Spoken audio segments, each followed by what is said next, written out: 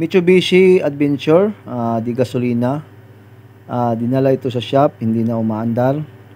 At ang sabi ng customer, nung ito'y umaandar pa, hard starting at low power. Kailangan pa daw na 3 beses niyang iredundo bago makaandar. At pag ito naman ay nakaandar na, ay malakas ang vibration. At pagka nirevolusyon ay wala namang pwersa o low power. Kaya ayusin muna natin yung kanyang paandarin muna natin to kasi hindi to maandar.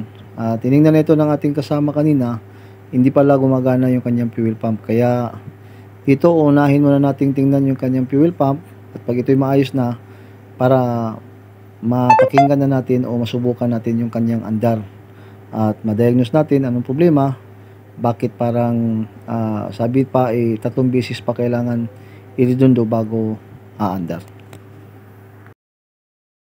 Ngayon subukan na nating paandarin kasi naayos na kanina yung fuel pump. Meron lang palang loose contact doon sa kanyang socket. Subukan nating paandarin. Ayun, kitang-kita hirap talaga siya, parang pinipigil yung kanang starter. At ngayong nakaandar na, mapapansin natin na malakas yung kanyang vibration. Ayan, sana makita dun sa camera malakas yung vibration.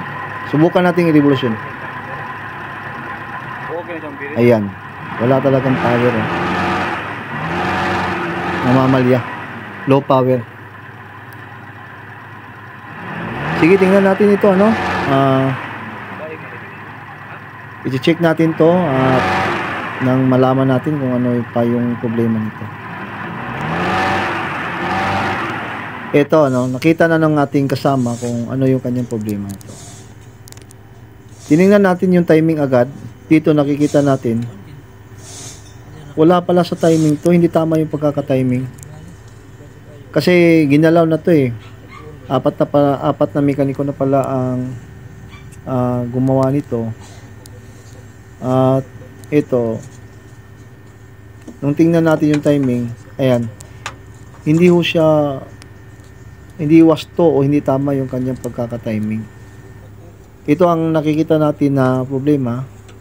Kaya ita-timing natin ito para masubukan natin uli. Gatong ubos ba? Tapos likod. Ito tapos na nating may timing ito. Ayan, tama na yung kanyang mga timing marks, nakatapat na. Napakalaki po ng yung pagkakamali doon sa pagkaka-timing ito.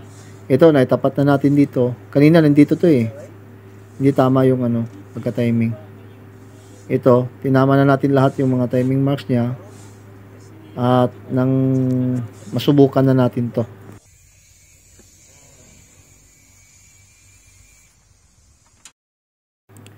Dito naikabit na natin lahat titisting na lang natin, susubukan natin paandarin kung okay na ba yung kanyang andar. Sige na son. Start on.